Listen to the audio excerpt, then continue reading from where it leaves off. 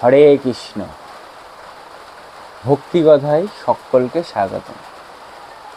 যে যে কৃষ্ণের ধামে যেতে চান সে আমার এই গীতা পাঠ শ্রবণ করুন। যে যে গীতা পাঠ করে বাড়িতে সেখানে বসে গীতা পাঠ শ্রবণ করুন, তাহলেই হবে। কৃষ্ণের মুখশ্রী বাণী শ্রবণ করুন, তাহলেই ভগবদ্ধামে পৌঁছাতে পারবে। হরে কৃষ্ণ, হরে কৃষ্ণ, হরে কৃষ্ণ। আজকে আমি শ্রীমদ্ ভগবদ্ গীতার অক্ষর ব্রহ্মযোগ শ্লোক 9 পড়ে আপনাদেরকে শোনাব। কবিং পুরাণ মনুশাসিতরম অনর্নিয়াং সমনুসরেত য সর্বস্ব ধারাত্মচিন্ত রূপম আদিত্যবর্ণং তমস পরস্তা। অনুবাদ: সর্বজ্ঞ সনাতন নিয়ন্ত্রা অণু থেকে সূক্ষ্মতর সকলের বিধাতা, জড় বুদ্ধির অতীত অচিন্ত ও পুরুষ রূপে পরমেশ্বর ভগবানের ধ্যান করা উচিত। তিনি সূর্যের মতো জ্যোতির্ময় এবং তমসাচ্ছন্ন জড় প্রকৃতির অতীত।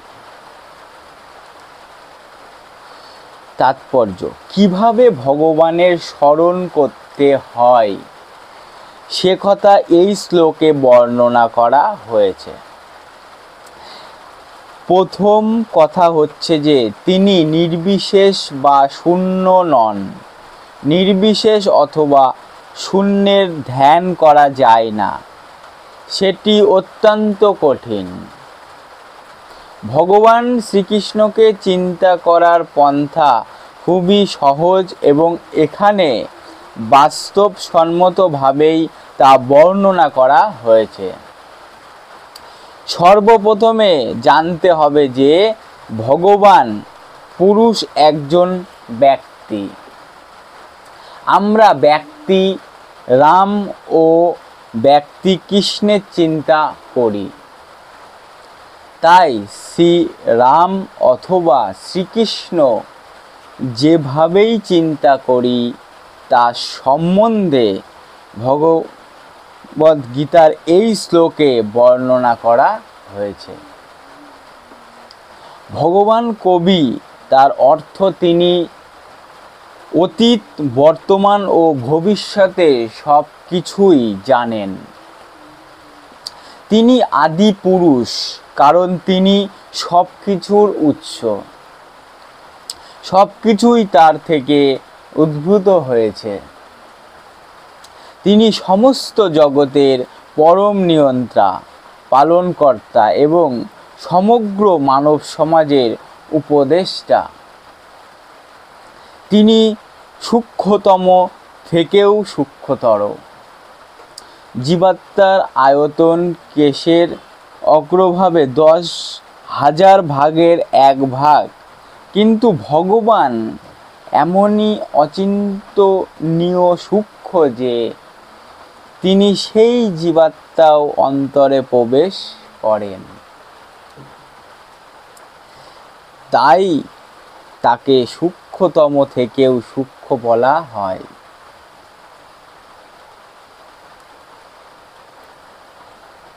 পরমেশ্বর ভগবান রূপে তিনি পরমাণু মধ্যে এবং অণু সাদৃশ্য জীবের অন্তরে প্রবেশ করেন এবং পরমাত্মা রূপে জীবেদের পরিচালিত করেন।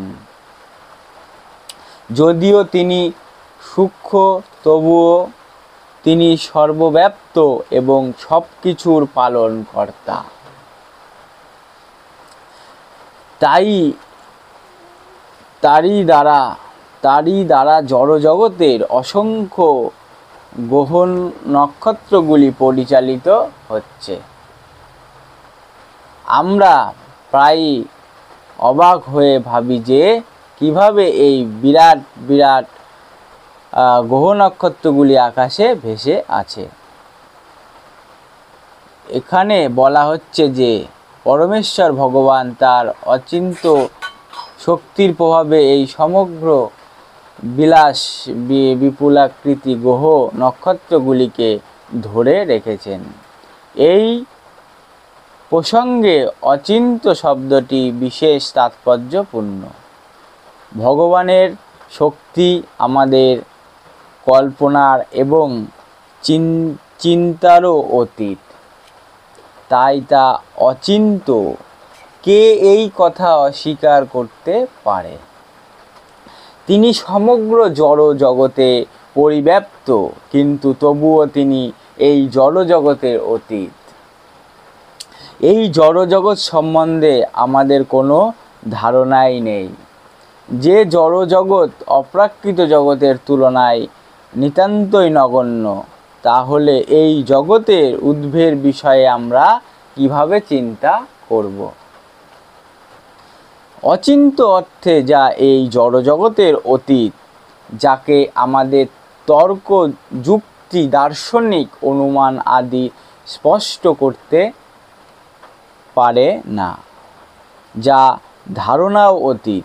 তাই বুদ্ধিমান ব্যক্তিরা সব রকমের যুক্তিতর্ক, জল্পনা কল্পনা বাদ দিয়ে ভগবক্তির শ্রীমদ্ ভাগবতের আদি শাস্ত্রে যা বলা হয়েছে তাকে সত্য বলে মেনে নিয়ে তারই অনুসরণ করবেন। সেটিই তাদের উপলব্ধি স্তরে উন্নীত করবে। হরে কৃষ্ণ হরে কৃষ্ণ হরে কৃষ্ণ কৃষ্ণ কৃষ্ণ হরে হরে।